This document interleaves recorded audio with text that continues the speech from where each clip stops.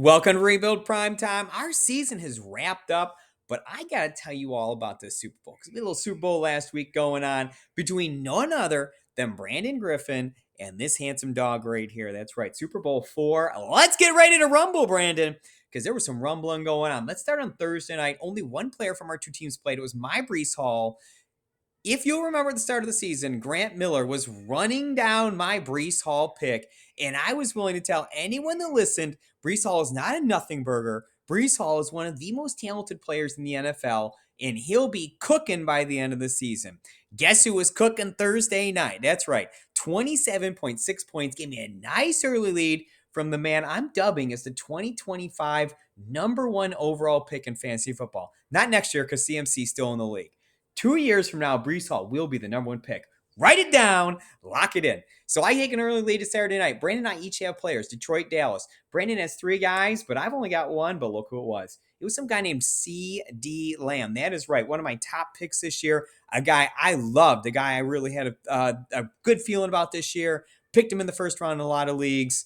Look at 40 points, over 40 points actually, 92-yard touchdown catch, over 200 yards total on the game. Actually outscores all three of Brandon's players, doubles up almost essentially all three of Brandon's players. He has Jahmyr Gibbs with an off game, Jake Ferguson with a down game. Brandon Aubrey is actually Brandon's high score on Saturday night. I come in with a massive Sunday lead. So the question is, can Brandon get back into this thing? Guess what? I've seen the script before. I know Brandon get back into this thing. Brandon can absolutely pull this upset off still. And he tried. Brandon Ayuk, seriously. Brandon, do you have anyone on your team besides people named Brandon at this point?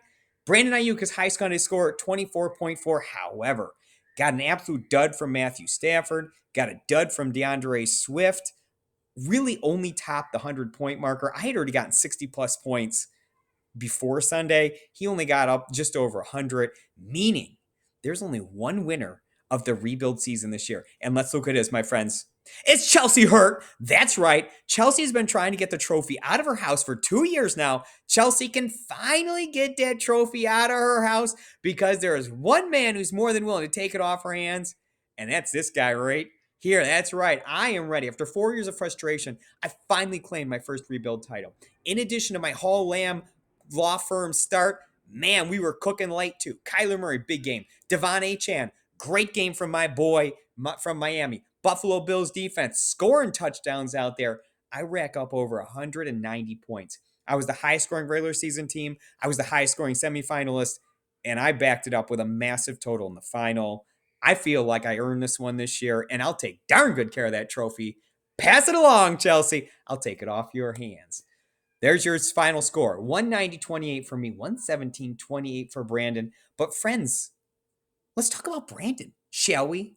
Brandon sent the chip for the Buffalo Bills. I don't know how much you guys followed the Buffalo Bills of the 80s, 90s closely. I lived, an hour and a half from the Bills' home stadium. I know all about these Bills. Let's talk Bills, huh? First Super Bowl, they go. They're a two-touchdown favorite. They lose on a last-second kick in a game they really should have won. They made 100,000 mistakes.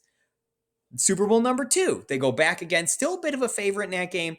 Get just hammered by Washington. Nothing, again, nothing goes right. Everything goes wrong. So they're back for a third straight Super Bowl trip. This one isn't quite as smooth, though. Rocky trip. They end up losing their last regular season game to Houston. Just get destroyed down there in the Astrodome.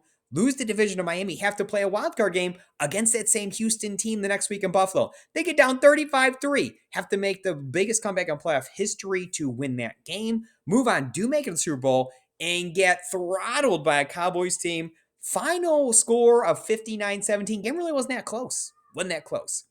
So going to the year 4, no one thought they'd be back. They'd already had this rough end of the season. Players are getting older. Free agency is now a game. We're leaving for free agency. But this Bills team said, we're not going quietly into the night. Brandon, I expect to see the same thing out of you, man. That's Bills team. They didn't quit. They showed heart. They showed toughness. And I expect the same thing out of you next year, Brandon Griffin. That's right. And by the way, if you have not seen the Four Falls of Buffalo, one of the best 30 for 30s there is. So, B. Griff, I am fully expect to see you back for Super Bowl number 4 next year. But let's look at your career epilogue. Here's what we got so far, 4 years in the sucker. John Hurt has taken over the top spot from Grant Miller, 41-20 all time. Does have a championship, 3 playoff trips, does have a Super Bowl loss on the resume as well.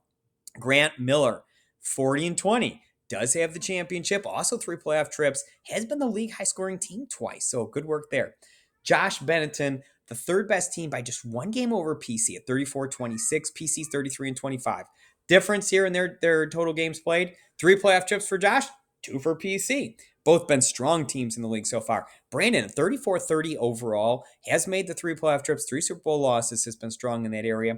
Nate, 1 game above 500, 30-29, has made the playoff 2 times. I'm at 29-30. I have now got my championship. I have been a league high scoring team. This is my second playoff trip this year. James, 19-24 after a solid season above 500.